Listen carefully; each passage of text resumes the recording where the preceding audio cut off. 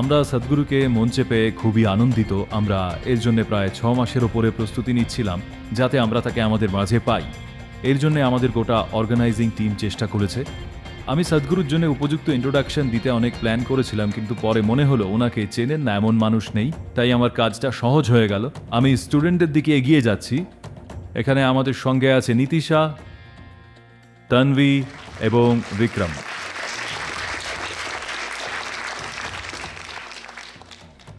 নীতিশা এবং Vikram Harvard Kennedy স্কুলের অংশ, আর তন্বী হার্ভার্ড বিজনেস স্কুলের। ওরা সকলেই অনেক প্রস্তুতি নিয়েছেন, তো শুরু করা যাক।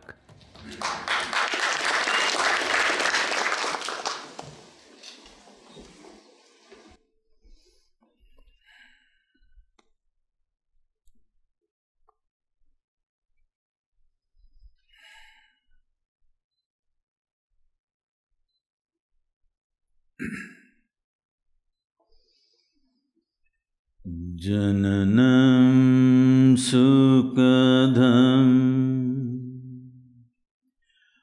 মরণম করুণম মিলনম মধুরম স্মরণম করুণম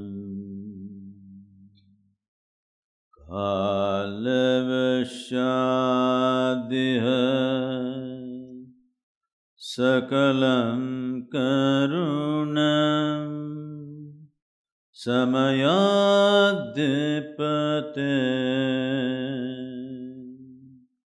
অখিলম করুণম। Namaskaram. Good morning to everyone. সবাইকে গুড মর্নিং। আমি গুড মর্নিং বললাম।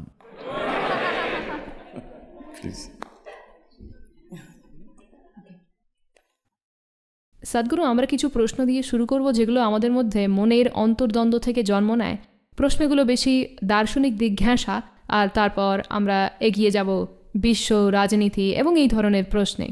তো আমাদের প্রথম প্রশ্ন হলো, ভগবদ্গীতায় ভগবান শ্রীকৃষ্ণ আমাদের ফলের আশা না করে, ফলের প্রতি আসক্ত না হয়ে চেষ্টা করে যাওয়ার পরামর্শ দেন, কিন্তু আমার এই ফলের আশায় পাগল না হয়ে ফলের কথা না ভেবে চেষ্টা করে যাওয়ার ব্যাপারটা খুবই কঠিন মনে হয়। আর আমি সত্যিই জানতে চাই কিভাবে আমরা আরও ভালো করে ফলের প্রতি অনাসক্ত হয়ে কাজ করার চেষ্টা করতে পারি।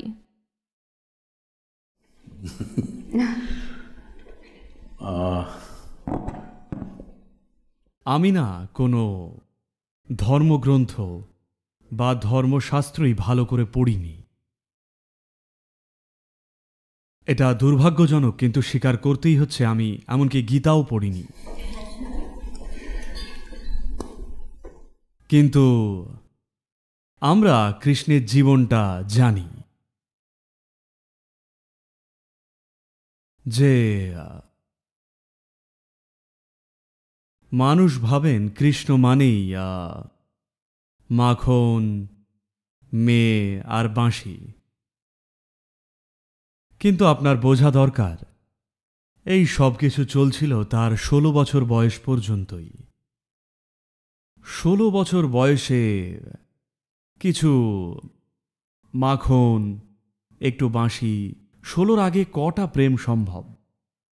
আপনারাই বলুন প্র্যাকটিক্যালি। তো 16-র পরে উনি ভীষণ দৃঢ় সংকল্পের জীবন বেঁচেছিলেন।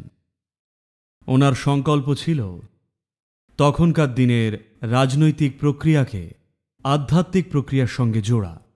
কারণ উনি দেখেছিলেন যতক্ষণ না যারা ক্ষমতায় আছেন তাদের অনুভূতিতে মূলত একটা বৃহত্তর জীবন বোধ আসে, আর এক আপন করে নেওয়া পরিচয় বোধ থাকে। শুধুই আমার পরিবার, আমার সন্তান, আমার স্বামী স্ত্রী এইসব নয়, আপনার এক আরও বড় পরিচয় বোধ রয়েছে। শুধু তাহলেই আপনার ক্ষমতায় বসা উচিত, তা না হলে দুর্নীতি হবেই হবে। লোকে বলেন ক্ষমতাই দুর্নীতি। ক্ষমতা দুর্নীতি নয়, সীমিত পরিচয়ই দুর্নীতি। তাদের বিশ্বাস তারা ঠিক কাজই করছেন, অথচ সারাক্ষণ জঘন্য কাজ করে চলেছেন। কারণ তাদের পরিচয়টা খুব ছোট। তো উনি এটাই বদলাতে চেয়েছিলেন, এটাই ছিল ওনার সারা জীবনের মিশন। আর সব সময় সফল হওয়ার জন্য কাজ করতেন। কেমন? একজন মানুষ যে এতটা তীব্রতা ও অঙ্গীকারের সাথে কাজ করছেন, সে ফলাফল না পাওয়ার আশায় কাজ করছে না, নিশ্চিতভাবেই ফলাফলের জন্য করছেন। সমস্যাটা হল কৃষ্ণ যা বলেছিলেন তা আপনি একজন রাজার চাকরের মুখ থেকে শুনেছিলেন, অন্য কেউ আপনাকে বলেনি। উনি শুধু অর্জুনকে বলেছিলেন, অর্জুন কখনো মুখ খোলেনি। অর্জুন ওই ঘটনার পরে আরো ৩৬ বছর বেঁচে ছিলেন, কিন্তু কৃষ্ণের বলা কথার উনি একটা কথাও কখনো ফাঁস করেননি। কোথাও বলতে শুনেছেন কি? অর্জুন রাজা হয়ে রাজত্ব করেছিলেন, কিন্তু কখনো একবারের জন্যও বলেনি কৃষ্ণ আমাকে যুদ্ধে এটা বলেছিলেন। তো যা কিছুই আপনি শুনেছেন তা শুধুই সঞ্জয়ের মুখে, যিনি ছিলেন একজন রাজার দাস। আপনাকে একজন রাজার দাসের গুণটা বুঝতে হবে, উনি অত্যন্ত বিশ্বাসযোগ্য। যদি ধরা যাক আপনার স্বামী বা স্ত্রী বা সন্তান, তারা যদি কিছু দেখেন, তারা আপনাকে এসে বলেন, তারা বলার সময় নিজেদের মন্তব্যও কিছুটা জুড়ে দেবেন। এটা মানুষের খুব সহজাত একটা গুণ, যে তাদের মন্তব্য, ধারণা ইত্যাদির কিছু কিছু স্বাভাবিকভাবেই মিশে যায় যা বলছেন তার মধ্যে। কিন্তু একজন রাজার দাস প্রশিক্ষণপ্রাপ্ত হন যাতে কখনোই নিজের মন্তব্য না মেশান, না হলে তার গর্দান যাবে। তিনি একেবারে প্রতিটা শব্দ ধরে ধরে ঠিক যেমন ছিল তেমনই বলবেন। তো উনি হলেন একরকম পৌরাণিক টেপ রেকর্ডারের মতো, বুঝলেন? উনি রেকর্ড করছেন আর শুধু রাজাকে বলছেন যে উনি এই বলেছেন, কিন্তু তার প্রসঙ্গটা জানা নেই। দুজন মানুষের মধ্যে কথা হচ্ছে যাদের মধ্যে খুব ঘনিষ্ঠ একটা সম্পর্ক আছে।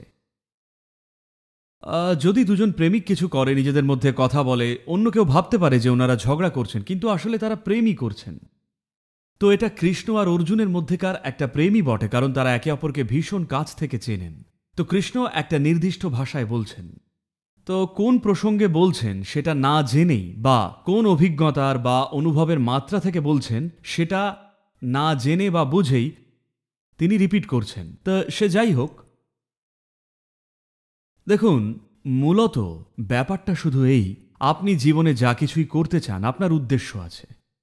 কি ধরনের লক্ষ্যে পৌঁছতে চাইবেন? এখন আপনি বিশ্ববিদ্যালয়ে কি ধরনের লক্ষ্য আপনি স্থির করবেন? যা ইতিমধ্যেই জানেন সেটাকেই একটু বাড়িয়ে চাড়িয়ে দেখবেন আর ভাববেন এটা আপনার জীবনের একটা বড় লক্ষ্য। সাধারণত লোকে এটাকে উচ্চাকাঙ্ক্ষা বলে, আমি বলি কোষ্ঠকাঠিন্য। কারণ আপনি জীবনকে একটু একটু করে চালাতে চাইছেন, ঠিক কোষ্ঠকাঠিন্যের মতো।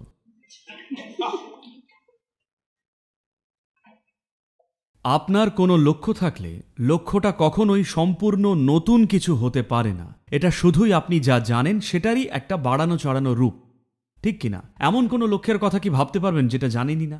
এটা সম্ভব নয়। তো উনি যা বলছেন তা হলো এই, দেখুন, আমরা এগোনোর একটা দিক ঠিক করেছি, কিন্তু আপনাকে প্রক্রিয়াটায় সমর্পিত হতে হবে, তা নাহলে লক্ষ্য শুধুমাত্র কল্পনাই থেকে যাবে। আপনি একটা কাজ করুন এখন। এই যে ঠিক এখন যে শ্বাসটা নিচ্ছেন সেটা নেবেন না, এর পরেরগুলো নিন, করুন দেখি। এটাই তো উনি বলছেন। উনি বলছেন এই পাটা ঠিক মতো করে না ফেললে আপনি লক্ষ্য নিয়ে আকাশ পাতাল ভাবছেন, এতে লাভটা কি? যোগে আমরা এটাকে খুব সহজভাবে বলি, আপনার একটা চোখ লক্ষ্যে থাকলে আপনার রাস্তা খোঁজার জন্য মাত্র একটাই চোখ পড়ে আছে, এটা অদক্ষ, এই যা। তো উনি শুধু বলছেন একটা যুদ্ধে আপনি অদক্ষ হলে এমনটা নয় যে শুধু আপনি আপনার মুনাফা বা পদোন্নতি পাবেন না, আপনি নির্ঘাত মারা পড়বেন, তাই না? একটা যুদ্ধে আপনি অদক্ষ হলে কি মনে করেন আপনি শুধু আপনার নাম্বার বা এইরকম কিছু হারাবেন, পরীক্ষায় 1 নাম্বার কম পাবেন, সেই রকম কিছু না, আপনি মারা পড়বেন ওই দিনকেই। তো উনি অর্জুনকে বলছেন, কারণ অর্জুন বলে চলেছেন এই সব মানুষকে মেরে আমি কি করে রাজা হতে পারি। উনি বলছেন তুমি এখনো রাজা হওনি, তোমাকে সামনের লোকটাকে এখনই তীর মারতে হবে ভালো করে, না হলে তুমি রাজা নও, তোমাকে আজকেই এই যুদ্ধক্ষেত্রে মারা পড়তে হবে। এটাই উনি অর্জুনকে বলতে চাইছেন। উনি কি ভুল বলছেন?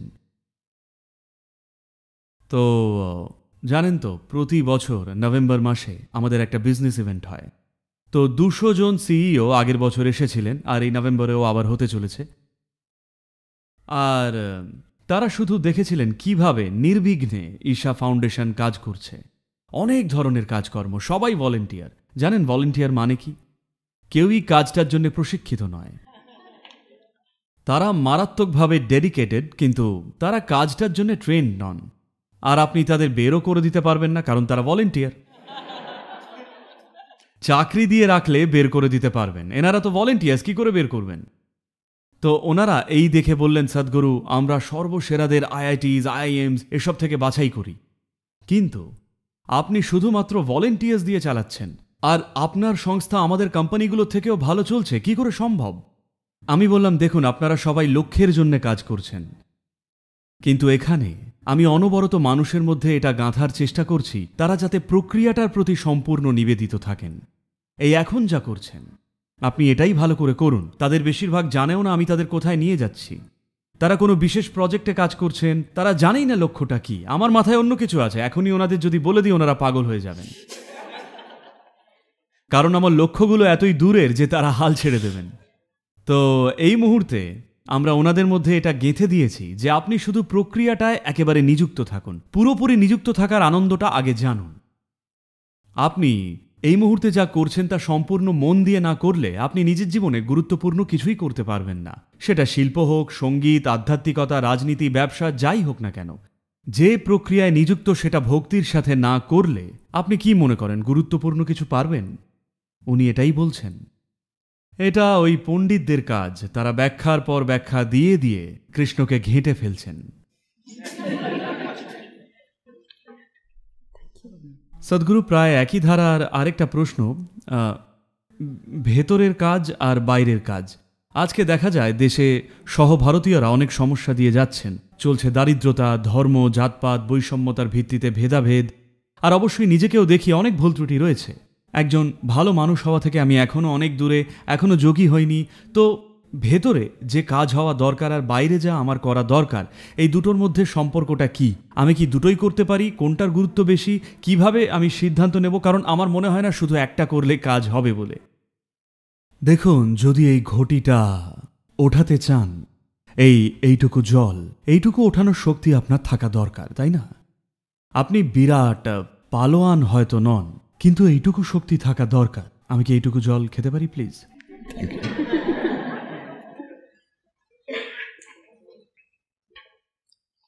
এইটুকু পেশি শক্তি না থাকলে এমনকি এই কাপটাও ওঠাতে পারবেন না, তাই না?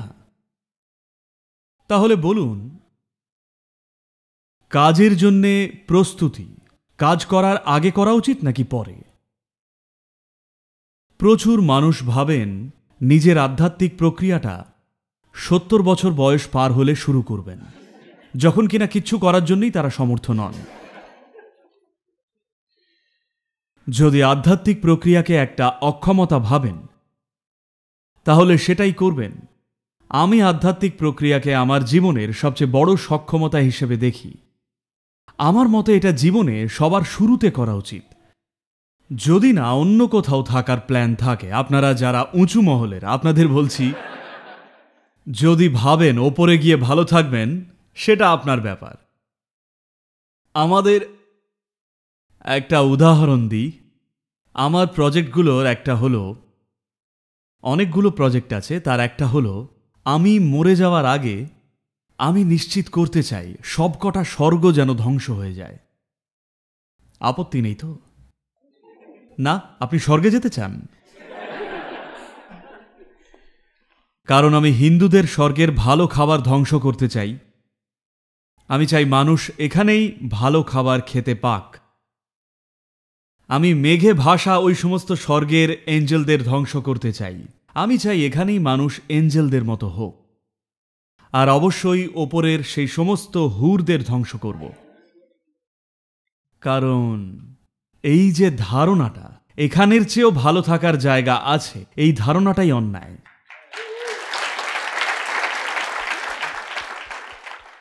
এই জায়গাটাকে নরক বানিয়ে অন্য কোথাও পালাবেন? তো এটাই প্রধান সমস্যা। সমস্যা শুধু এটাই, আপনি কিছু করতে চাইলে কি বা করতে পারেন? আপনি নিজে যা সেটাই করবেন, তার বেশি কি পারবেন? পারবেন নিজেকে নিংড়ে দিলেও আপনি নিজে যা শুধু সেটুকুই পারবেন। তাহলে সবার প্রথমে নিজেকে উন্নত করাই কি গুরুত্বপূর্ণ নয়? এটাকে উন্নত করলে কাজ এমনিতেই এগোবে। এই মুহূর্তে এই একটা নালিশ প্রায়শই লোকে করছে, আর ইউনিভার্সিটিগুলোতেও মানুষকে দেখি এইভাবে হাঁটছে। আমরা এমন ছিলাম না। আমি ইউনিভার্সিটি প্রায় যেতামই না, কিন্তু যখন যেতাম তখন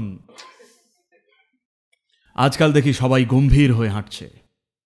দেখে মনে হচ্ছে সবাই মৃত্যুসজ্জার প্র্যাকটিস করছে। দেখুন, আপনাকে জীবনের সমস্যাগুলো এখনো ধাক্কা দেয়নি, ঠিক? যতদিন ইউনিভার্সিটিতে আছেন সেসবের মুখোমুখি হতে হচ্ছে না। এখানে খুব সুরক্ষিত একটা পরিবেশ। করার বলতে আপনাকে শুধুই কিছু বোকা বোকা বই পড়তে হবে আর কিছু লিখতে হবে। আমি পড়াশুনোকে ছোট করার চেষ্টা করছি না, শুধুই বলছি জীবনের আসল ঝামেলাগুলো এখনো আপনাকে ধরেনি, তাই তো?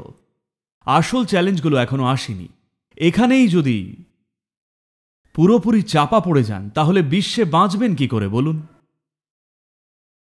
আরও বড় কোনো সমস্যার সমাধান করবেন কি করে? আমি বলছি, আপনি নিজেই একটা সমস্যা হলে স্বাভাবিকভাবেই আপনি কোনো বড় সমস্যার সমাধানের চেষ্টা করবেন না, তাই না? প্রথমেই অবশ্যই করণীয় হলো নিজের জীবনে আপনি নিজে যেন সমস্যা না হন। একদমই নয়। আমার জীবনে আমি সমস্যা নই। বাইরে অনেক সমস্যা আছে ঠিকই, কটার সমাধান করতে পারবো দেখা যাবে। সব কটার কখনোই সমাধান হবে না, কিন্তু নিজের জীবনে কটার সমাধান পারবো সেটাই বড় প্রশ্ন। কিন্তু আপনি নিজেই একটা সমস্যা হলে, আপনি নিজেই সমস্যা হওয়া মানে, দেখুন আমার কাছে রোজই অনেক মানুষ আসে, 50-60 বছর হয়ে গেছে, এখনও তারা নিজের চিন্তা আর আবেগকে সামলাতে জানেন না। আর কবে জানবেন বলুন? দেখুন, শুধু মানুষেরই এই অসাধারণ ক্ষমতাগুলো আছে, ঠিক? অন্য কোনো প্রাণী আমাদের মতো ভাবতে পারে না, অনুভব করতে পারে না। তাদের সম্ভাবনা খুবই সীমিত, কিন্তু আপনি এখন নিজের এই চমৎকার বিবর্তনের জন্যই ভুগছেন। যদি নিজের চিন্তা আর আবেগকে সামলাতে না শেখেন, আপনার বয়স ইতিমধ্যেই 30, 40 বা 50, আর কবে শিখবেন? আপনার আয়ু কত? লক্ষ বছর নাকি? হার্ভার্ড ইউনিভার্সিটিতে আপনাদের আয়ু কত হয় আমি জানি না।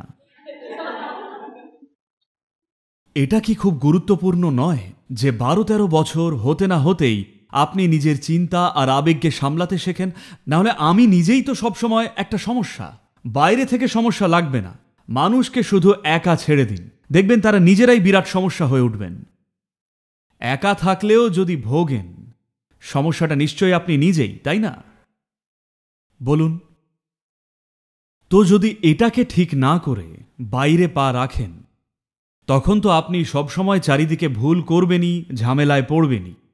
দেখে মনে হবে সমাধানের চেষ্টা করছেন, কিন্তু আপনি নিজে সমস্যা হলে সমস্যাই ছড়াবেন।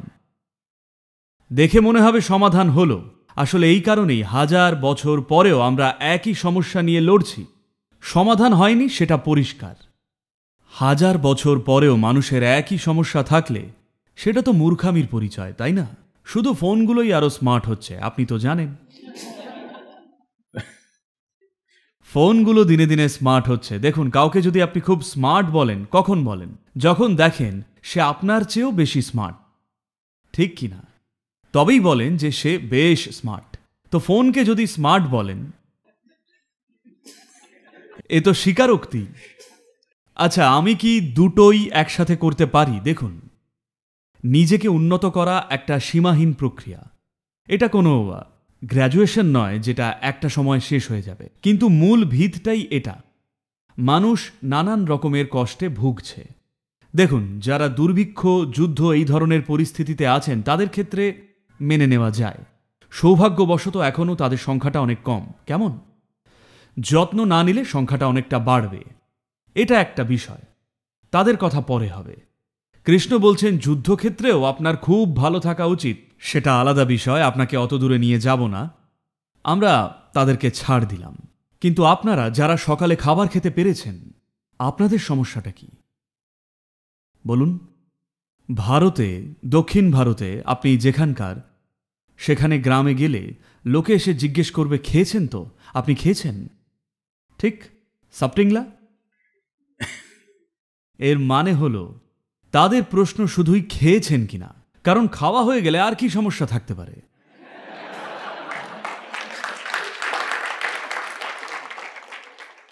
না না, বেশিরভাগ মানুষ তারা খাবার না খেলে সমস্যা একটা, খাবার, কিন্তু পেট ভরলে সমস্যা তখন 100টা। তার মানে ওগুলো সমস্যা নয়, শুধু এই যে নিজের মস্তিষ্কের ক্ষমতাকে আপনি ব্যবহার করতে জানেন না। ঠিক? যদি একা একাই কষ্ট পান তার মানেটা কি? আপনার বুদ্ধিমত্তা আপনারই বিরুদ্ধে যাচ্ছে। একবার আপনার বুদ্ধিমত্তা আপনারই বিরুদ্ধে গেলে যতই প্রার্থনা করুন, যে ভগবানকেই ডাকুন, কোনো কিছুই কাজ করবে না, 100% নিশ্চিত। আপনার বুদ্ধিমত্তা আপনারই বিরুদ্ধে গেলে আপনি একেবারেই শেষ, ঠিক কিনা? রোজ কত রকম ভাবে মানুষ ভুগছেন, কি মনে হয় তার কারণটা কি? আপনাকে লাস্ট কবে কেউ ছুরি মারার চেষ্টা করেছিল? কখনোই আপনার সঙ্গে হয়নি, তাই না? তাহলে কষ্টটা কিসের? কারণ নিজেই নিজেকে সবসময় খুঁচিয়ে চলেছেন অনবরত। অবশ্যই আপনার কাছে ভালো ভালো অজুহাত আছে, কোনো কারণ নেই, এটা পরিষ্কার মূর্খাময়ী। ঠিক, এটা শুধুই মূর্খামি যদি নিজেকে সবসময় খুঁচিয়ে চলেন আর ভাবছেন এটা ইন্টেলেকচুয়াল হওয়া। একদমই নয়, আপনি শুধুই নিজের বুদ্ধির তীক্ষ্ণতাকে সামলাতে জানেন না, ব্যাপারটা এটুকুই। এটাকে সমাধানের দিশায় ব্যবহার না করে এটাকে বড় সমস্যা করে তুলছেন।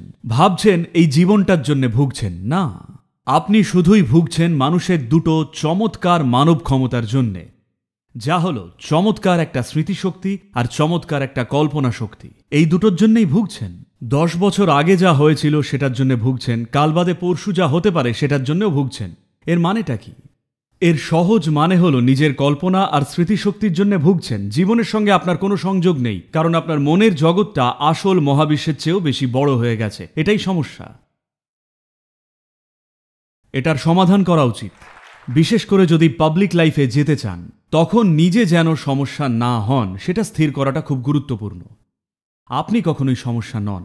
বাইরের সমস্যার জন্য আমাদের সামর্থ্য অনুযায়ী সেরা প্রচেষ্টাটাই করব, এইটুকুই তো করার আছে। সদ্গুরু, কর্মা নিয়ে একটা প্রশ্ন করতে চাই। আরে আপনি তো তো ভালো কর্ম কি খারাপ কর্মকে কাটিয়ে দেয়? আর আজ কি করেছেন বলুন তো?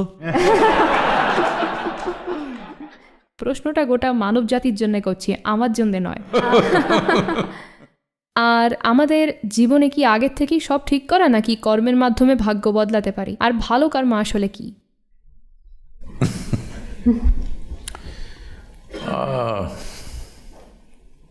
দেখুন, এই শব্দটা আগে বোঝা যাক। জানি শব্দটা ইংরেজি শব্দকোষের অংশ। এখন কর্মা তো এখন একটা ইংরেজি শব্দ হয়ে গেছে। কর্ম শব্দটার মানে কাজ। এই যে বসে আছেন, শরীর কাজ করে চলেছে, কাজ চলছে মনের স্তরেও, আবেগেও কাজ সক্রিয় রয়েছে, শক্তির কার্যকলাপ চলছে আমাদের প্রত্যেকের মধ্যেই। জেগে থাকুন বা ঘুমন, 4টে মাত্রার কাজ সব সময় চলছে। আজ সকালে জাগা থেকে শুধু যে খারাপ কর্মটা করেছেন সেটা বাদে, না, আপনাকে সেটা বলতে হবে না। আজ সকালে ওঠা থেকে এখনো পর্যন্ত এই কয়েক ঘন্টায় এই 4টে মাত্রার কর্মের কতটা সচেতনভাবে করেছেন? উত্তর দেব? আমি সচেতন ছিলাম না, ওগুলো নিজে নিজেই হয়ে যায়। আমি বলছি শুনুন, প্রায় সব মানুষের ক্ষেত্রেই এটা 1%-এরও কম। যদি একটা দিন দেখেন, দেখবেন 1%-এরও কম। তো যখন আপনার 99% কাজ ঘটনাক্রমে বা অসচেতনভাবে হয়, একটা কাজ করুন, এখানে শুধু গাড়ি চালান, এখানে ট্রাফিকটা খুব স্লো, তাই বিপদের ঝুঁকিও নেই। 99% সময় শুধু চোখ বন্ধ করে এইরকম বসে থাকুন, মাঝে সাঝে একটু স্টিয়ারিংয়ে হাত দিন, দেখা যাক 5 মিনিটে আপনি কোথায় পৌঁছন। এটাই মানুষের জীবনে হচ্ছে। আপনাকে অবশ্যই বুঝতে হবে, প্রাচ্যের সংস্কৃতিগুলোর সবচেয়ে তাৎপর্যপূর্ণ দিক এটাই যে আপনাকে বলা হয়েছিল আপনার জীবন আপনারই কর্ম। তার মানে আপনার জীবন আপনারই তৈরি, কোনো ম্যানেজার ওপরে নেই। না, আমি আপনাদের কথা বলছি না। ওপরে কোনো ম্যানেজার বসে আপনাকে ম্যানেজ করছে না। আপনার জীবন আপনারই কর্ম, যেভাবে চালাবেন সেভাবেই এটা চলবে। আর অন্য কিচ্ছু নেই। শুধু যেহেতু ৯৯%-এরও বেশি অসচেতনভাবে হচ্ছে, তাই মনে হচ্ছে অন্য কোনো শক্তি আপনাকে চালাচ্ছে।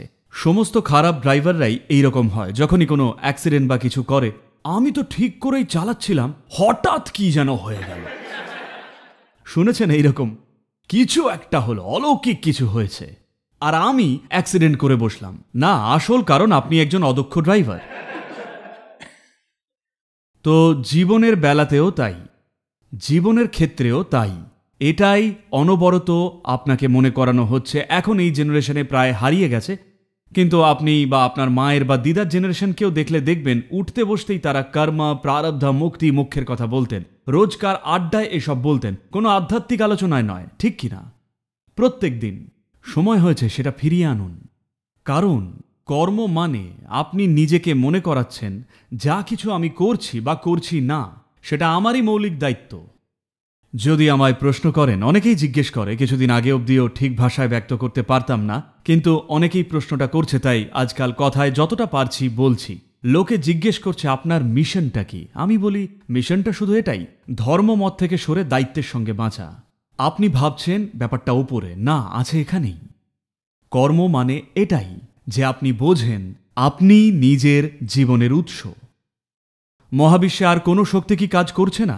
নিশ্চয়ই করছে, কিন্তু সেই শক্তিকে নিজের উপকারে ব্যবহার করাটাও তো আপনারই দায়িত্ব, তাই না? বলুন, এমনকি সেটার থেকে উপকৃত হওয়াটাও আপনারই করণীয়, তা না হলে লাভটা কি? তো কর্ম মানে আপনার জীবন আপনারই তৈরি, অন্য কিছুই এটা চালায় না। আপনি নিজের শরীরের নিয়ন্ত্রণ নিলে, ধরা যাক নিজের ভৌত শরীরকে কিছুটা আয়ত্ত করলেন, তাহলে আপনার জীবন ও ভাগ্যের 15-20% আপনার হাতে থাকবে। যদি নিজের মনকে নিয়ন্ত্রণ করেন, তাহলে আপনার জীবন ও ভাগ্যের 50-60% আপনার হাতে থাকবে। যদি নিজের মূল প্রাণশক্তিকে নিজের হাতে নেন, তাহলে আপনার জীবন ও ভাগ্যের 100% আপনার হাতে থাকবে। প্রত্যেক তরুণেরই উচিত এই মাত্রাটা সবার আগে অন্বেষণ করা, বাইরের জগতে বেরিয়ে অন্যের জীবন ঘাঁটার আগে। হ্যাঁ, এটা খুব গুরুত্বপূর্ণ।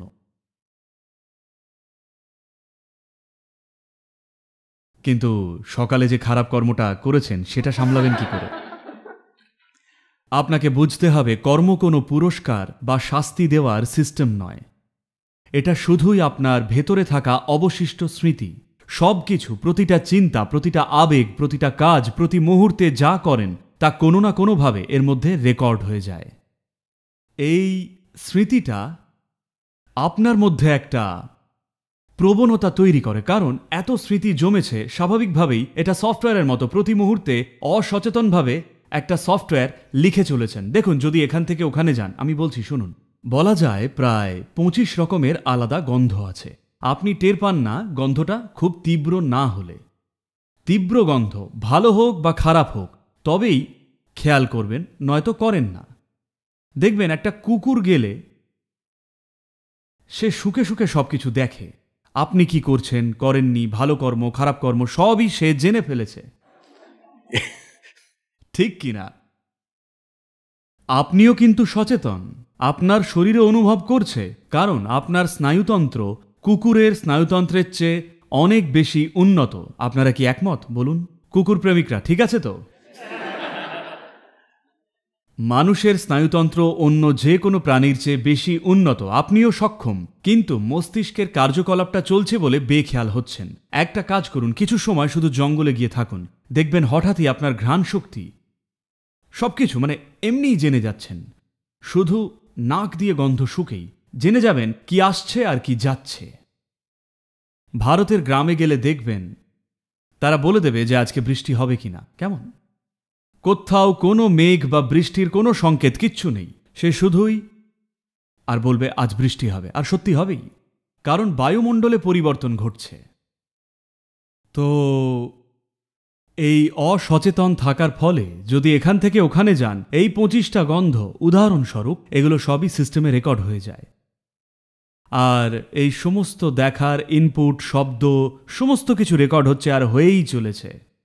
কেমন জিনিস ভেতরে নিচ্ছেন তার ভিত্তিতে ধীরে ধীরে একটা অসচেতন প্রবণতা গড়ে ওঠে।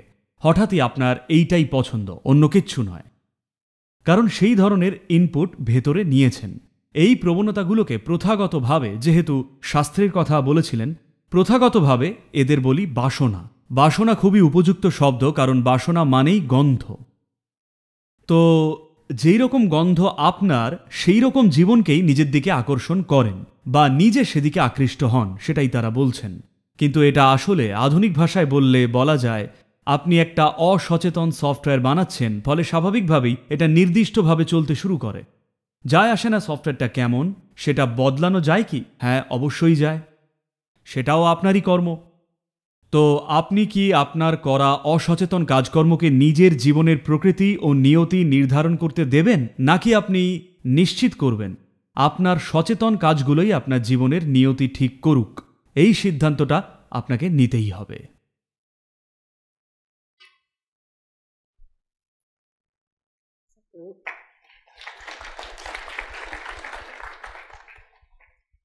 একজন মহিলা যে সিদ্ধান্ত নিয়েছে মা না হওয়ার, ও, তাকে তো আমি পুরস্কার দেব।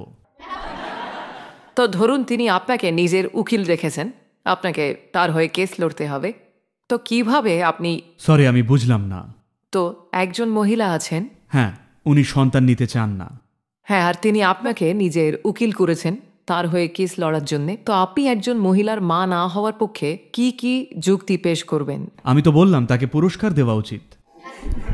ভারতে আমি ইতিমধ্যেই ঘোষণা করেছি, যুবতী মহিলা যারা সন্তান ধারণে সক্ষম যদি সন্তান না নেন, আমরা তাদের জন্য একটা পুরস্কার রাখব। কারণ এই মুহূর্তে পৃথিবীর জন্য সবচেয়ে বড় সেবা হবে এই গ্রহকে অতিরিক্ত জনবহুল না করা। ধরুন যদি আপনি মহিলা বাঘ হতেন, মানে যদি বাঘিনী হতেন, তাহলে আপনাকে উৎসাহ দিতাম, প্লিজ জন্মদিন জন্মদিন। কারণ তাদের প্রজাতিটা বিলুপ্ত হওয়ার মুখে। আপনারা তো জানেনই আমরা তেমন সংকটে নেই। যেখানেই যান ভিড়ে ঠাসা। আজকাল দেশ রক্ষা করতে দেওয়ালও বানাতে হচ্ছে, কারণ মানুষ চলে আসছে। নিঃসন্দেহে আমরা সংখ্যায় অতিরিক্ত। নিঃসন্দেহেই আমাদের সংখ্যা সব জায়গায় অতিরিক্ত, তাই না? আসলে এই ব্যাপারটাকে আমাদের খুব গভীরে গিয়ে দেখা উচিত। এটা হচ্ছে কারণ দরকারটা বা চাহিদাটা সহজাত। প্রজননের চাহিদাটা খুবই সহজাত এক চাহিদা। সবাই একটা পয়েন্টে এসে যতই যুক্তি দিক যে শরীর বাধ্য করে, সৌভাগ্যবশত অনেক যন্ত্রণা ইত্যাদি থাকে, তা না হলে জানি না কি যে হতো। তো এই চাহিদাটা কাউকে অতিক্রম করতে হলে সেটা বলপূর্বক ছাড়ার বদলে যদি আপনার পরিচয়, আপনি যে বায়োলজি, সেটা থেকে সরে যায়, তাহলে দেখবেন এই চাহিদাগুলো পুরোপুরি চলে যাবে। এই মুহূর্তে আমি চাই মানুষ এটা বুঝুক, আপনি কিন্তু আসলে সন্তান চাইছেন না, চাইছেন আসলে একটা ইনভলভমেন্ট। এই মুহূর্তে আপনার সমস্যা হলো আপনি এমনি মানুষের সঙ্গে জুড়তে পারেন না যদি না সে আপনারই দেহ থেকে আসে। আপনার বায়োলজির পরিচয়টা এত শক্তিশালী যে এমনি অন্য মানুষদের আপন হিসেবে দেখতে পারেন না। এই যে আমার দেহ থেকে বেরিয়েছে, এই আমার, কিন্তু ও, এটা হচ্ছে কারণ আপনি নিজের বায়োলজিতেই আটকে। তাই ব্যাপারটা এটাই। আপনাদের অবশ্যই জানাই, আজকে ঈশা ফাউন্ডেশনে কয়েকশো স্বামী স্ত্রী আছেন। প্রত্যেকেই ঠিক করেছেন তারা সন্তান নেবেন না। তাদের বললাম ইনভলভমেন্ট চান, সন্তান চান, 100টা দিচ্ছি। শুধু একজন কেন, নিন, মানুষ করুন। কেন আপনার শরীর থেকেই বেরোতে হবে? এটা জরুরি নয়। মানুষের সেই ক্ষমতা আছে। আসলে এটা পাশবিক প্রবৃত্তি। এই প্রবৃত্তিটা দরকার প্রজাতিটা টিকে থাকার জন্য, নিঃসন্দেহে। কিন্তু এখন প্রজাতির টিকে থাকাটা নির্ভর করছে সচেতনভাবে জনসংখ্যাকে কিছুটা নিয়ন্ত্রণ করায়। 19 শতকের শুরু থেকে 1910-এ আমাদের জনসংখ্যা ছিল মাত্র 158 কোটি মানুষ। 160 কোটি ধরা যাক। আজ আমরা 760 কোটি মানুষ। 2050 সাল নাগাদ অনুমান করা হচ্ছে আমরা হব 1003 কোটি। 1003 কোটির পৃথিবীতে আমি থাকতে চাই না। হ্যালো, আমি চাই আপনি শুধু কল্পনা করুন, পৃথিবীতে মানুষের জনসংখ্যা আরও 50% বেড়ে গেল। কল্পনা করা যায় কি কি সমস্যা তখন হবে। আমরা আরও বাচ্চা জন্ম দিয়ে এটা নিশ্চিত করছি যাতে আমাদের সন্তানরা এই পৃথিবীতে ভালোভাবে থাকতেই না পারে। এটা অত্যন্ত গুরুত্বপূর্ণ, আমাদের বুঝতে হবে। এই রকম হওয়ার কারণটা কিন্তু লাগাম ছাড়া প্রজনন করা নয়, না তা হয়নি, সেটা নিয়ন্ত্রণেই। আসল কারণটা হলো আমাদের গড় আয়ু বেড়ে গেছে, যেটা চমৎকার। উদাহরণস্বরূপ ব্রিটিশ যখন ভারত ছেড়ে যায় তখন আমাদের গড় আয়ু ছিল 28 বছর। আপনাদের কজনের বয়স 28-এর ওপরে? আপনারা কি এখন সবাই মৃত? কিন্তু তখন এইরকম ছিল, ব্যাপারটা বুঝুন, মাত্র 28 বছর। আজ সেটা হয়েছে 70 বছরের স্বাধীনতার নিরিখে এটা একটা অসাধারণ অর্জন। তো আমরা যখন মৃত্যুকে আমাদের হাতে নিই, জন্মকেও কি আমাদের হাতে নেওয়া উচিত নয়? আমি কিন্তু কোনো দর্শনের জ্ঞান দিচ্ছি না, শুধুই সহজ অঙ্কের হিসেব বলছি। হ্যালো, যখন মৃত্যুকে আমাদের নিয়ন্ত্রণে নিই তখন কি জন্মকেও নিয়ন্ত্রণে নেওয়া উচিত নয়? যদি তা না করি, যদি সচেতনভাবে আমরা আমাদের জনসংখ্যাকে নিয়ন্ত্রণ না করি, প্রকৃতি সেটা করবে খুবই নির্মমভাবে। সেই দিনের অপেক্ষায় থাকলে থাকুন, কিন্তু মানুষ হিসেবে ভালো হয় আমরা এটা সচেতনভাবে করলেই, তাই না? আমি ব্যক্তিগতভাবে মনে করি সদ্গুরু যে ভারতে ক্যাস্ট্রেশন অ্যাংজাইটি বলে একটা ব্যাপার আছে। কি বললেন? ক্যাস্ট্রেশন অ্যাংজাইটি, পৌরুষের অহংকার সংক্রান্ত। আমরা দেখি পুরুষের এই অহংকারটার এই হার্ভার্ড ইউনিভার্সিটিতে তারা ক্যাস্ট্রেট করছেন, প্রায় সব জায়গাতেই হচ্ছে। তো এই পৌরুষের অহংকারটা কোথাও একটা, জানেন তো, পর্দার আড়ালে থেকে ধর্ষণ ঘটায়, যৌন নির্যাতন ঘটায়, অনেক লিঙ্গ বৈষম্য ঘটায়। আমি বলবো না এটাই একমাত্র কারণ, কিন্তু বলা যায় পর্দার আড়ালে থাকে, আর এটাকে কখনোই মুখোমুখি আমরা ট্যাকেল করি না। আর এই সবকটা কাজই লজ্জাজনক, কিন্তু কোথাও একটা পুরুষেরা গর্বিত হয়। কি করলে এসব কাজে মানুষের মধ্যে গর্ববোধের জায়গায় লজ্জা জাগবে?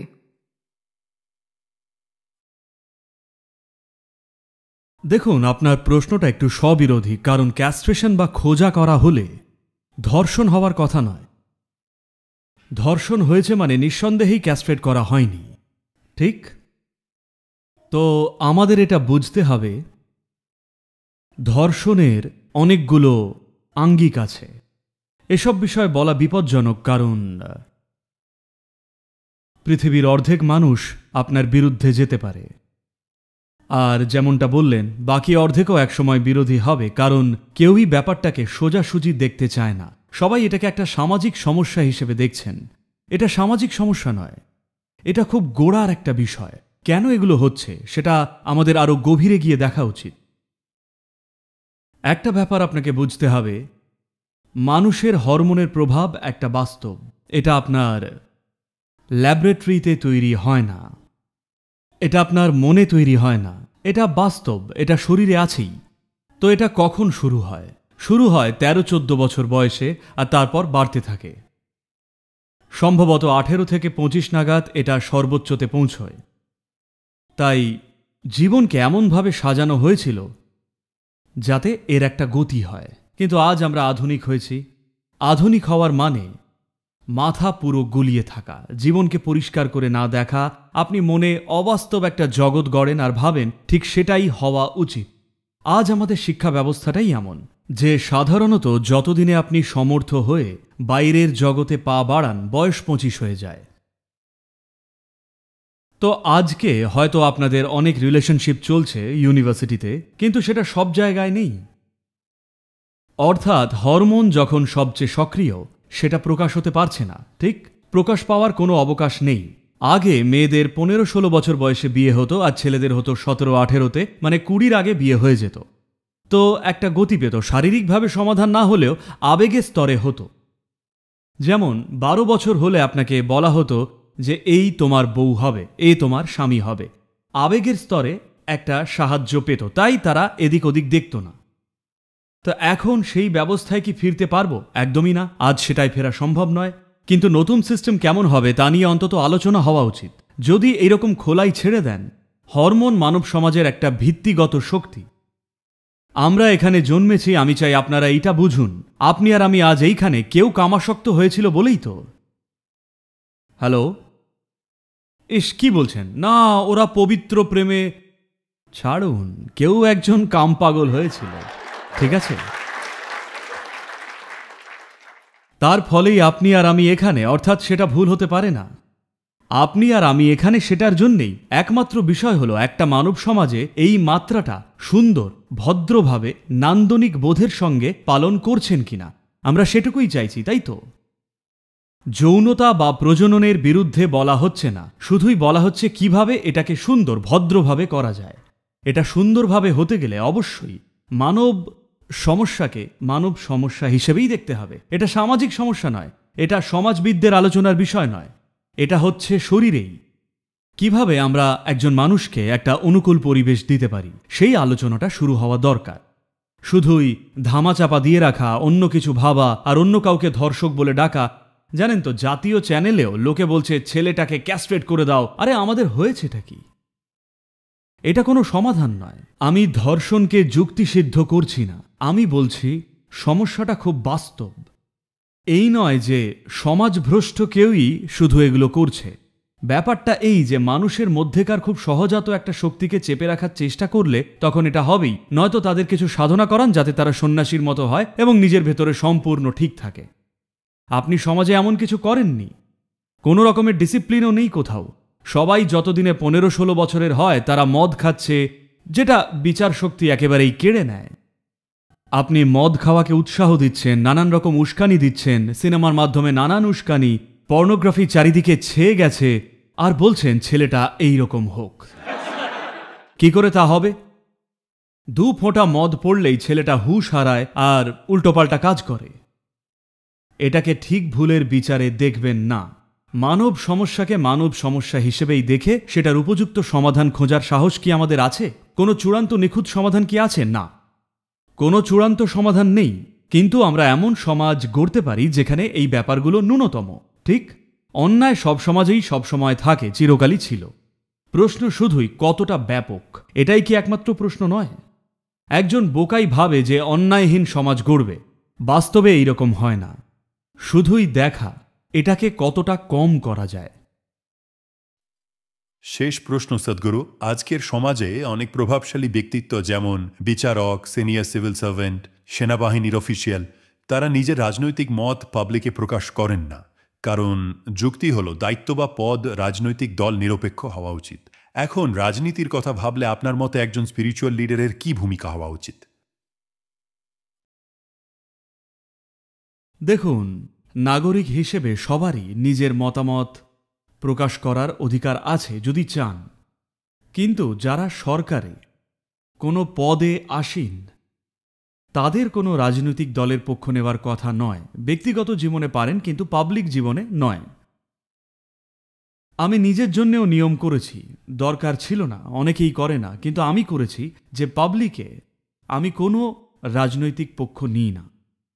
কারণ পক্ষ নিলে হয়তো আমি বহু লক্ষ ভোটকে একদিকে চালিত করে ফেলবো, যেটা আমি চাই না।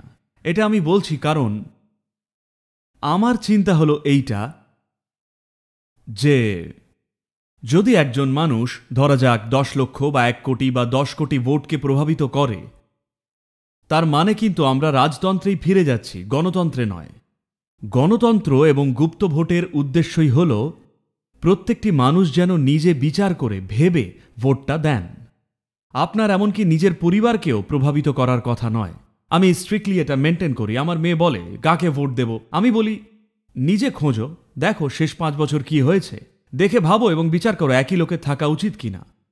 কারণ যদি সবাই নিজে নিজে চিন্তা না করে, সেটা ঠিক হোক বা ভুল যায় আসে না। তারা যদি নিজে চিন্তা বা বিচার না করেন, তাহলে কোনো গণতন্ত্রই নেই। আমি তো বলবো ক্ষমা করবেন, কিন্তু আমার মতে আমেরিকাতে গণতন্ত্র নেই, চলছে রাজতন্ত্র। কারণ আমার বাবা রিপাবলিকান ছিল বলে আমি রিপাবলিকান, দাদু রিপাবলিকান ছিল বলে আমিও রিপাবলিকান, ডেমোক্র্যাটসদের ক্ষেত্রেও তাই। এটা গণতন্ত্র কি করে? আপনি তো ফিক্সড। তাই ভারতে আমি চাপ দিচ্ছি, জানি সবাই, সমস্ত পলিটিক্যাল পার্টি আমার বিরোধিতা করবে। আমি বলেছিলাম সমস্ত রাজনৈতিক দলের মেম্বারশিপ উঠিয়ে দেওয়া উচিত। রাজনৈতিক দলগুলো যেন কোনো সদস্য নিতে না পারে। কারণ এখন আপনার 10 কোটি পার্টি মেম্বার, এই 10 কোটি মানুষ আপনাকেই ভোট দিচ্ছে, আপনি কি করছেন বা করবেন তা না দেখেই। এটা বন্ধ হওয়া দরকার। প্রতিবার প্রতি 5 বছরে আমরা যেন মূল্যায়ন করি কি হয়েছে, তাদের আরেকটা সুযোগ দেওয়া উচিত কিনা। এই মূল্যায়নটা প্রতিবার ইলেকশনের সময় হওয়া উচিত, কিন্তু এখন এটা ফিক্সড। যেহেতু আমি এই পার্টির সদস্য, তাই আমি এই পার্টিকেই ভোট দেব, তারা যতই উল্টোপাল্টা কাজ করুক না কেন। এটা বন্ধ হওয়া দরকার। এ তো রাজতন্ত্রই, আপনি গণতন্ত্রকে ধ্বংস করছেন। তো এরই অংশ হিসেবে আমি স্থির করেছি আমি কখনোই পাবলিকলি কোনো ডাক দেব না যে এইরকমই করুন। কিন্তু একই সঙ্গে যেখানেই যাই লোকে জিজ্ঞেস করেন গত 5 বছরে যা হয়েছে সেটা কেমন ছিল। আমি শুধুই বলি যে এই হয়েছে, এবার আপনি সিদ্ধান্ত নিন যথেষ্ট ভালো হয়েছে কিনা। আপনাকেই সিদ্ধান্ত নিতে হবে, আমি বলে দেব না এইটা দারুণ তাই অমুক পার্টিকেই ভোট দাও, কারণ সেটা আমাদের গণতন্ত্রের মৌলিক ভিতকে ধ্বংস করবে। তাই বিচারক এবং অন্যদের এটা অনুচিত, কারণ তারা যে পদে আছেন সেটা দুর্বল হয়ে পড়বে যদি রাজনৈতিক মত ব্যক্ত করেন, তাই সেটা ঠিক হবে না। কিন্তু বাকি নাগরিকদের উচিত। সম্প্রতি কেউ জিজ্ঞেস করছিলেন কেন এমন একজন যার ধর্মীয় যাই হোক মানে বুঝলেন তো, তারা ওই উত্তরপ্রদেশের মুখ্যমন্ত্রীর কথা বলছিলেন যে উনি কি করে মুখ্যমন্ত্রী হতে পারেন। আমার প্রশ্ন হলো উনি একজন সন্ন্যাসী, কেমন? উনি সন্ন্যাসী হওয়ায় তাকে কি কোনো স্পেশাল অধিকার দিয়েছেন? উনি কি লাইসেন্স ছাড়া গাড়ি চালাতে পারবেন? ট্যাক্স না দিয়ে থাকতে পারবেন? উনি কি কোনো বিশেষ অধিকার পান? উনি কি টিকিট ছাড়া প্লেন বা ট্রেনে চড়তে পারবেন? না, কোনো বিশেষ অধিকার নেই। তাহলে কেন আপনি তার অধিকার কেড়ে নিচ্ছেন যা অন্য নাগরিকদের আছে? অন্য সবার মতো উনিও ইলেকশনে দাঁড়ান, সেটা জেতেন, তারপর শাসন। কিন্তু উনি নিজের ধর্ম সবার ওপর চাপালে? দেখুন, প্রচুর মানুষ আছে যারা মদ খায়, ঠিক আছে? মন্ত্রী, মুখ্যমন্ত্রীরাও। তারা কি আপনাকে মদ খেতে বাধ্য করেছে? হয়তো চেষ্টা করবে, হয়তো নয়, তারা সত্যিই চেষ্টা করছে। তো লোকটা যদি ধ্যান করে হয়তো সে সেটা ছড়াতে চাইবে। আপনি ধ্যান করবেন কিনা সেটা আপনার পছন্দ। সে কি আপনাকে বাধ্য করতে পারে? তার কাছে কি সেটা করার মেকানিজম আছে? না। এসব শুধুই বাজে আলোচনা, কথাবার্তা, সব সময় এগুলো চলে। তার কারণ 200টা খবরের চ্যানেল, তাদের কিছু না কিছু তো বলতেই হবে। কোনো খবর না থাকলে খবর তৈরি করবে। 200টা নিউজ চ্যানেল বড্ড বেশি, তাই নয় কি? আর প্রত্যেকেই বলে আমরা এখন যা ব্রডকাস্ট করছি সেটা ইউনিক আর একদম ফ্রেশ, শুধু আমরাই এটা দেখাচ্ছি। এই প্রসঙ্গে আমার আরেকটা প্রশ্ন করার ছিল, কিন্তু সময় যেহেতু কম তাই দর্শকদের জন্য মঞ্চ খুলে দিই। একটা কাজ করা যাক, আমরা 3টে গ্রুপে প্রশ্ন নিই, তারপর সদ্গুরু প্রশ্নগুলো শুনে নিজের মতো করে একসঙ্গে না হয় উত্তর দিলেন। আমি সাধারণত সব সময় সব প্রশ্নেরই উত্তর দিয়ে থাকি, তাই আমাকে একটা একটা করে করুন। সদ্গুরু, আপনি এত যুক্তি দিয়ে কথা বলেন তা আমার বেশ বোধগম্য হয়। তবে একই সাথে আপনি মহাশিবরাত্রির ধর্মীয় উৎসবটি ধুমধাম করে উদযাপন করছেন ঈশাযোগ সেন্টারে। আমার মতো অল্পবয়সী মানুষের কাছে এই ধর্মীয় উৎসবগুলি পুরনো রীতিনীতি বলে মনে হয়। তাই আমি জানতে চাই যুব সমাজের সঙ্গে মহাশিবরাত্রির প্রাসঙ্গিকতা কি? Thank you. কি ধরনের উৎসব আপনি চাইবেন? First of all, হয়তো শুধুই ভ্যালেন্টাইন্স ডে বা ওই রকম কিছু? সেটাও কিন্তু ধর্মীয়, কারণ সেন্ট ভ্যালেন্টিন, জানেন তো? তো মহাশিবরাত্রি কি?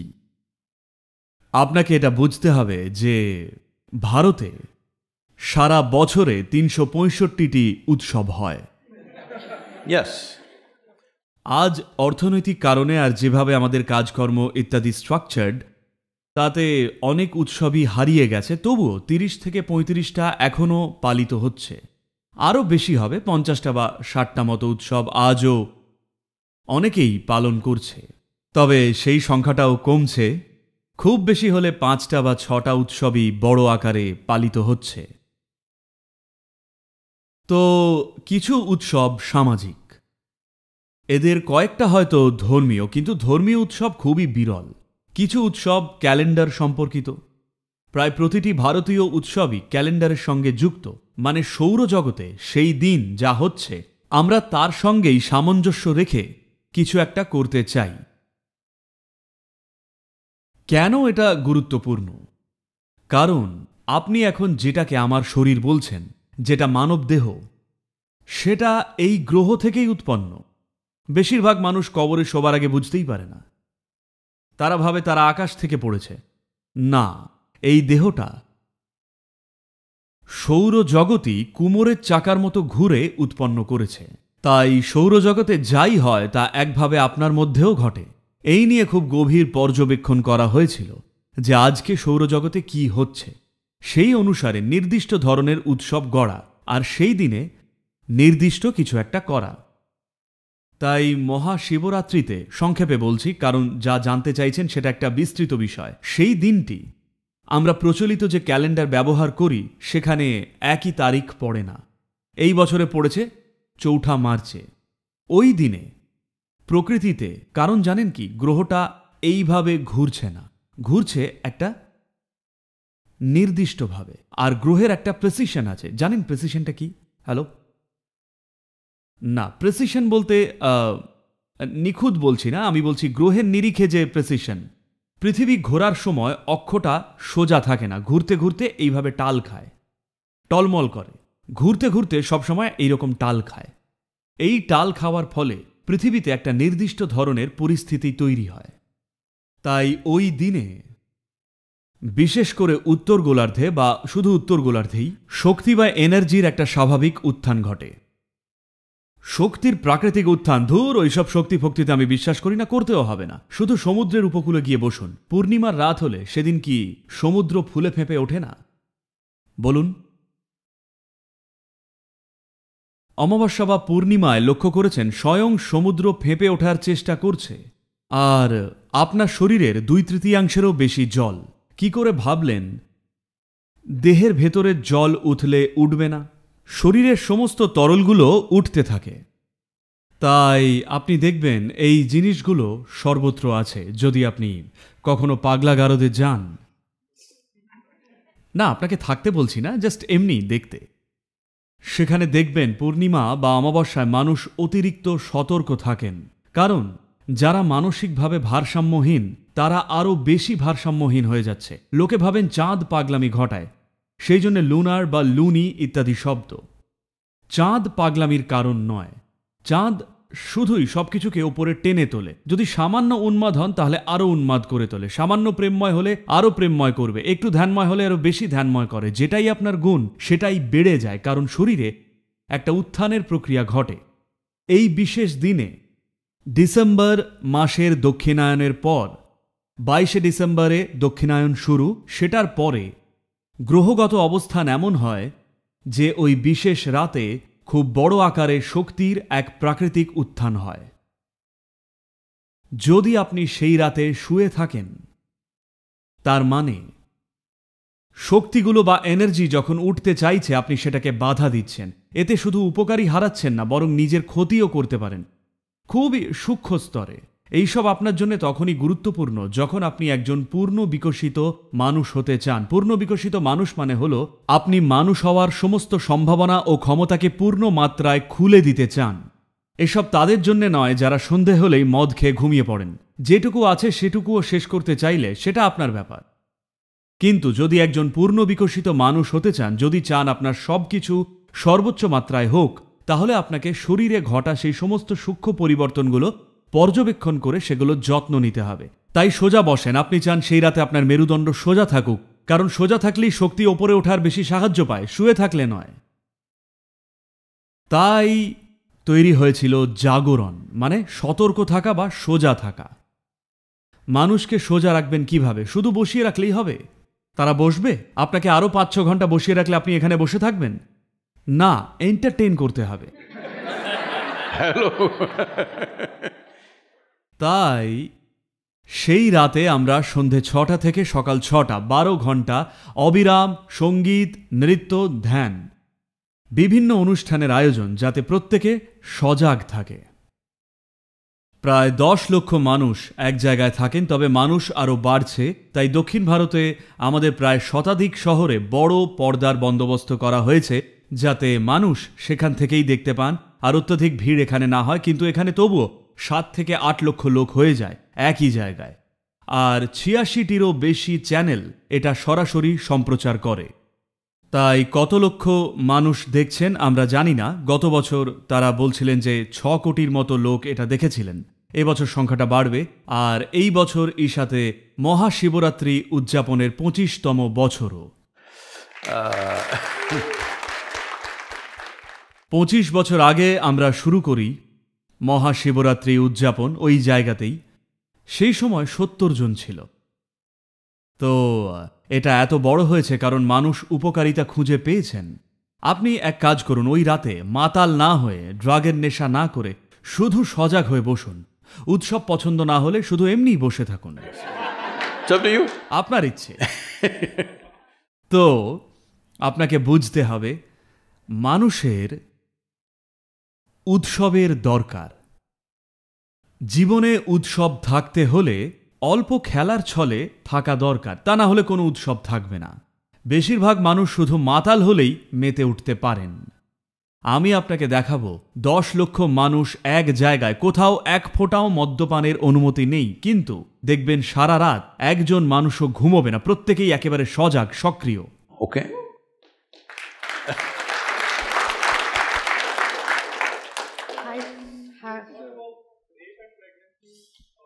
Go ahead. দাঁড়ান, মাইক্রোফোনটা দেওয়া হচ্ছে। দাঁড়ান, মাইক্রোফোনে বলুন।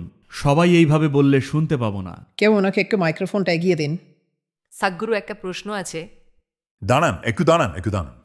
সদ্গুরু, আপনার চিন্তাধারা বা বলা যায় উত্তর, যেটা প্রেগনেন্সি নিয়ে দিলেন বা মহিলারা সন্তান নেবে কি নেবে না সে বিষয়ে তাদের সিদ্ধান্ত নেওয়ার স্বাধীনতা নিয়ে আপনি উত্তরটা খুব সুন্দর দিলেন। আমি প্লিজ তাড়াতাড়ি প্রশ্নতে আসুন, সময় কম। কনটেক্সটটা বলাটা জরুরি, সংক্ষিপ্ত রাখার চেষ্টা করছি। ধর্ষণ ও ধর্ষণের সংখ্যা বাড়া নিয়ে ওটা কোনো সামাজিক অন্যায় কিনা, এই সঙ্গে পৌরুষের অহংকার জড়িত ইত্যাদি নিয়ে আপনি যে উত্তরটা দিলেন, উত্তর দুটো খুবই অকপট উত্তর ছিল, কিন্তু একই সঙ্গে আরে এটা কমেন্ট্রি নয়, প্রশ্নটা করুন।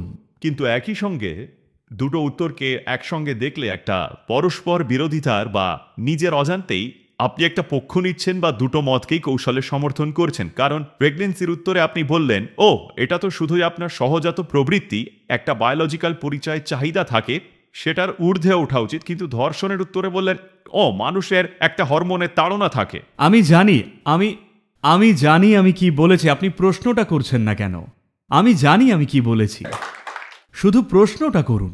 এইটা কি হতে পারে যে এই দুটো উত্তরে হয়তো আপনি নিজের অজান্তেই একরকম পক্ষ নিয়েছেন, নাকি আমিই ভুল বুঝছি? উত্তর দুটো শুনে মনে হলো আপনি একটার বেলায় বললেন এটা শারীরিক প্রবৃত্তি, এটার ঊর্ধ্বে ওঠো, আর ওটা শারীরিক প্রবৃত্তি, ওটা যাবেই না। I think you've made your point. So let's hear the answer. Oh.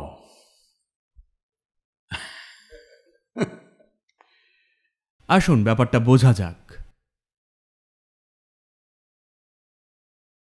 মানুষের শরীরে হরমোনের প্রভাবটা এমনই, এটা মানুষের বুদ্ধিকে কাবু করে মানুষের জ্ঞানকে, সামাজিক শৃঙ্খলাকে, আর সেটাকে ছাপিয়ে কাজ করে। এভাবেই কি সমাজ গড়া উচিত? না, সমাজ গড়ার মূল লক্ষ্যই হল এই সব কিছু যেন আরেকটু সুষ্ঠুভাবে জায়গা পায়, যাতে এগুলো স্মুথলি চলে আর সবাই উপকৃত হয়, কারোর কোনো ক্ষতি না করে। That's the whole idea. এটাই লক্ষ্য। একটা সমাজে সভ্যতা আনার চেষ্টা এই জন্যেই, প্রচেষ্টা সেটাই। আমরা কি কখনো এই হাজার হাজার বছরে আমরা কি একবারও এই প্রচেষ্টায় 100% সফল হয়েছি কি? না। কিছু সময় এই জিনিসগুলো ভালো সামলানো হয়েছে, কিন্তু কিছু সময় ভালো করে সামলানো হয়নি। একমাত্র যা পারি তা হলো আমাদের সময় কত ভালোভাবে সামলাচ্ছি সেটাই, এইটুকুই আমাদের হাতে আছে।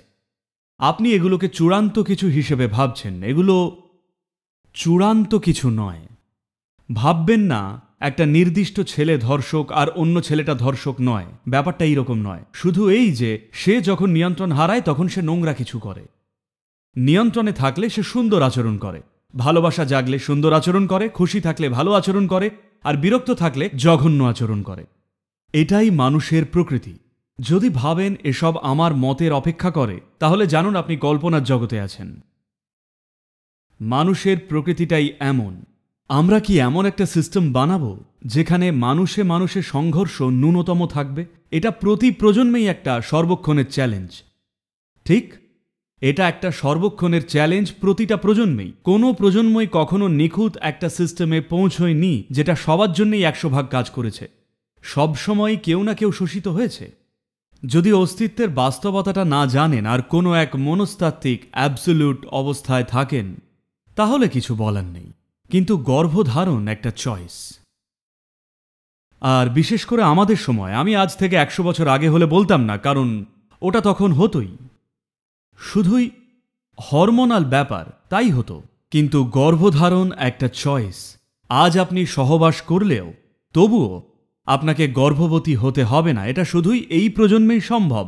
যদি সেটার প্রভাবটা না বোঝেন, আসলে এটাই সবচেয়ে বড় ঘটনা। একজন নারীর জন্যে এটাই সবচেয়ে বড় ঘটনা যে জন্ম নিয়ন্ত্রক আছে, যে কেউ একজন বেছে নিতে পারে সে এতে যাবে নাকি যাবে না।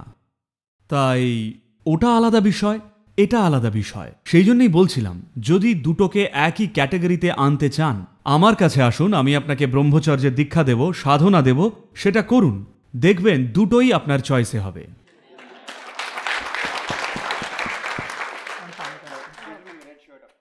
এখানে আসার জন্য ধন্যবাদ। আমি শুধু আপনার থেকে জানতে চাই, আমরা কিভাবে সমাজে অবদান রাখতে পারি, আমাদের ঋণ শোধ করতে পারি। কারণ সবাই সমাজ সেবা, সমাজকে ফেরত দেওয়া, অবদানের কথা বলে, কিন্তু সবার পক্ষে সমাজ সেবায় নিয়োজিত থাকাটা কঠিন। এ বিষয়ে আপনার কি মত? দেখুন, যখন আমি আপনাকে কিছু ফেরত দেওয়ার কথা বলি, তার মানে আপনার থেকে আমি ইতিমধ্যেই কিছু চুরি করেছি। প্লিজ সেটা করবেন না। প্রথম কাজটা না করলে দ্বিতীয় কাজটারও দরকার হবে না।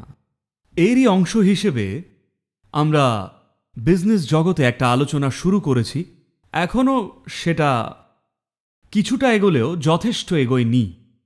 আমি বলছি ব্যবসাগুলোকে এমনভাবেই গড়া হোক যাতে আপনি বোঝেন যে কোনো লেনদেনেই সাস্টেনেবল বিজনেসের কথা বলছিলেন, শুধু পরিবেশের নিরিখেই নয়, ব্যবসাটাকেও একটা ব্যবসা হিসেবে দীর্ঘদিন চলতে হলে, যে কোনো সম্পর্ক টিকতে হলে দুপক্ষেরই লাভ হতে হবে।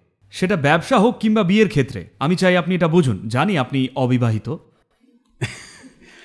মার্কেট প্লেস হোক কিংবা বিয়ে, দুজনই লাভ না করলে লেনদেনটা কখনোই বেশি দিন চলবে না, তাই না? তো একটা ব্যবসাকে এমনভাবে গড়া যাতে সবসময় দুপক্ষেরই লাভ হয়, সেটা করলে প্রথমত আগে নেব, তারপর রিটায়ারমেন্টের সময় ফেরত দিতে চাই। এটা আবার কি? এটা অনেকটা ওই আগেকার, জানেন তো, এমনকি মাফিয়া, রবিনহুড, যারা অন্যদের থেকে চুরি করত, তারা মানুষকে ফেরত দিত, কারণ তা না হলে তারা টিকত না। তাই আগে নেওয়া, তারপর ফেরত দেওয়ার চেষ্টা। এটা কেন? কেন আমরা জীবনে যা করি সেই জীবনযাপনটাই সবার জন্য উপকারী নয়? কেন ব্যবসাগুলোকে এমনভাবে গড়া হচ্ছে না যে সেটা স্বাভাবিকভাবেই সবার উপকার করবে? আর এটা যদি সেভাবে স্ট্রাকচার করতে পারেন, আজকে অনেক ইম্প্যাক্ট বিজনেস আছে যারা এই দিশাতেই ভাবছে। এখনও যত বড় আকার পাওয়ার দরকার ততটা পায়নি, কিন্তু হতে ঠিকই শুরু করেছে। এরই অংশ হিসেবে এই মুহূর্তে বিশ্বের সবচেয়ে বড় যে সমস্যার আমরা মুখোমুখি হব আগামী কয়েক বছরে, তা হলো উদ্বাস্তুর ভিড় কিংবা মাইগ্রেশন। অনুমান করা হচ্ছে প্রায় 150 কোটি মানুষ মাইগ্রেট হয়ে অন্য দেশে পাড়ি দেবে আগামী 5 থেকে 10 বছরে। যখন 150 কোটি মানুষ আসে, তখন একটা দেওয়াল নয়, মানুষ সব জায়গাতেই দেওয়াল তুলবে। আর দেওয়াল ততক্ষণই সমাধান যতক্ষণ ভিড়টা একটা স্তরে থাকবে। যখন ভিড় বেড়ে যাবে, তখন দেওয়াল উপচে মানুষ ঢুকবে। আর এটা হবেই। আমি শুধু একটা দেশের কথা বলছি না, এটা হবে সর্বত্রই। তা এর জন্য সমাধানটা কি? এই সমস্যাটার মূল হলো এই মুহূর্তে বিশ্বের 80% ইনভেস্টমেন্ট, সম্ভবত বিনিয়োগ হচ্ছে শুধু পৃথিবীর প্রায় 25 থেকে 30টা শহরেই। এটা ছড়ানো দরকার। ইনভেস্টমেন্ট ছড়াতে হলে কে ঝুঁকি নিয়ে এমন কোথাও ব্যবসা খুলবে যেখানে ব্যবসা করাই কঠিন? দরকার একটা ফান্ড খোলা যা আরেকটু সহজে টাকা দেবে। সহজে টাকা পেতে হলে শর্ত হোক কোনো গরিব জায়গাতেই বিনিয়োগ করা। তো এই ব্যাপারটা আমরা বড় আকারে দেখছি। ইউনাইটেড নেশন আর বড় বিজনেসদের সঙ্গে নিয়ে একটা ট্রাস্ট খোলা, যেখানে ব্যবসায়ীদের সফট লোন দেওয়া হবে, যেটা শোধ করার জন্য দীর্ঘ সময়, যেমন 12 থেকে 15 বছর দেওয়া হবে, যাতে আপনি সেখানে গিয়ে মানুষকে ট্রেন করে, ট্যালেন্ট তৈরি করে একটা বিজনেস গড়ে সেখানে জীবিকা তৈরি করেন, যাতে মানুষকে অন্য কোথাও যেতে না হয়। কি ধরনের বিজনেস? সেটা ব্যবসায়ীরাই সেখানকার ভৌগোলিক অবস্থান, মানুষ, বাস্তুতন্ত্র ইত্যাদির ভিত্তিতে নিজেরাই তারা ঠিক করুক। কিন্তু এখন যদি আমরা এটা না করি, যদি বিশ্বের ইনভেস্টমেন্টকে আমরা নানান জায়গায় না ছড়াই, তাহলে দেখবেন যখন মানুষের এক অংশ অনেক আরাম স্বাচ্ছন্দ্যে থাকছে আর অন্য অংশের কিছুই নেই, তখন সামলাতে পারবেন না। এত বছর কন্ট্রোল করতে পেরেছেন কারণ যাতায়াতের উপায় ছিল না। কেমন? এখন যাতায়াতের মাধ্যম সুলভ, কোনো না কোনোভাবে তারা আসবেই, কোনো না কোনোভাবে আসবেই, যত রকমভাবেই আটকাতে চান না কেন। আগামী 10 বছরে মানুষ যেভাবেই হোক আসবেই, যদি না বিনিয়োগকে বিভিন্ন জায়গায় ছড়িয়ে জীবিকা তৈরি করেন। বিজনেসগুলোকে সেভাবেই গড়তে হবে। আপনারা অল্প বয়সী যারা বাণিজ্য নিয়ে পড়ছেন, অবশ্যই ভাবুন কিভাবে বিশ্বের সমস্যাগুলোর সমাধান করা যায়, শুধু নিজের কাল্পনিক অ্যাম্বিশন নিয়ে না ভেবে। আপনার উচ্চাকাঙ্ক্ষা যাই হোক না কেন, আমি চাই আপনি এটা বুঝুন। জীবনে একটা সময় পর এমনিতেও বুঝবেনই, তবুও যত তাড়াতাড়ি বুঝবেন ততই ভালো। কাজকর্মের ক্ষেত্রে আমরা পৃথিবীতে যাই কাজ করি না কেন, আরেকজনের জীবনকে কতটা গভীরভাবে ছুঁচ্ছি, সেটাই কাজের সবচেয়ে গভীর তৃপ্তিদায়ক দিক। সত্যি বলতে কাজকর্মের আসল উদ্দেশ্য সেটাই। আপনি কি এমন একটা বই লিখবেন যা কেউ পড়তে চাইবে না? না। এমন রান্না কি করবেন যা কেউই খেতে চাইবে না? এমন বাড়ি কি বানাবেন যেখানে কেউই থাকতে চাইবে না? যখনই কিছু করেন আপনি চান কারোর জীবনকে স্পর্শ করতে। তো ব্যাপারটা তাই হলে ইয়াং যারা বিজনেসে ঢুকছেন তারা অবশ্যই ভাবুন কিভাবে সবচেয়ে বেশি মানুষের জীবন ছোঁয়া যায় আর কোথায় সেটা করা যায়। যদি আমরা মানুষের জন্য সুযোগ তৈরি করে মানুষের মাইগ্রেশনটা না আটকাই, তাহলে দেখবেন ভয়ঙ্কর সব ঘটনা ঘটবে। কারণ মানুষ পরিযায়ী হলে, দেখুন আপনাকে বুঝতে হবে, এই মুহূর্তে আফ্রিকা, স্পেন, ইটালি ইত্যাদি জায়গা থেকে আমেরিকায় আসতে প্রতি বছর হাজার হাজার মানুষ সাগরে তলিয়ে যাচ্ছেন। কেউ রিপোর্ট করবে না, মিডিয়া রিপোর্ট করবে না, কেউই রিপোর্ট করতে চায় না, কারণ তারা অযাচিত মানুষ। শুধু কেউ মারা গেলে খবর হবে, মৃত্যুর খবর হয়, কিন্তু নিজের ঘরবাড়ি ছেড়ে আসার যে প্রচণ্ড কষ্ট, নারী ও শিশুদের টেনে কোথাও নিয়ে যাওয়ার যে কষ্ট, সেই কষ্টকে কি অঙ্কে গুণে রিপোর্টিং করা কারোর পক্ষে সম্ভব? বলুন আমায়। শুধু মৃত্যু হলেই তার গুরুত্ব আছে? মানুষের কষ্টের কি মূল্য নেই? মানুষের কষ্ট রিপোর্ট করার ক্ষমতা নিউজ মিডিয়ার নেই। শুধু মৃত্যু হলে তখন বলবেন 100 জন মরেছে, 200 জন মরেছে, কিন্তু সেটা আসলে বিষয় নয়। সেই হাজার হাজার মানুষ যারা নিজের চিরকালের ভিটেমাটি ছেড়ে তাদের স্বামী, স্ত্রী বা সন্তানকে হারিয়ে অসহায়ভাবে এদিক ওদিক ঘুরছেন, হন্যে হয়ে আশ্রয় খুঁজছেন, এটা কোনো ছোট ব্যাপার নয়। এটা ভবিষ্যতে ভয়ঙ্কর বড় একটা আকার নেবে যদি আমরা ইনভেস্টমেন্ট না ছড়াই, যদি আমরা বাণিজ্যকে এখন যে সমাজগুলো দারিদ্র্যে আটক সেখানে ছড়িয়ে না দিই।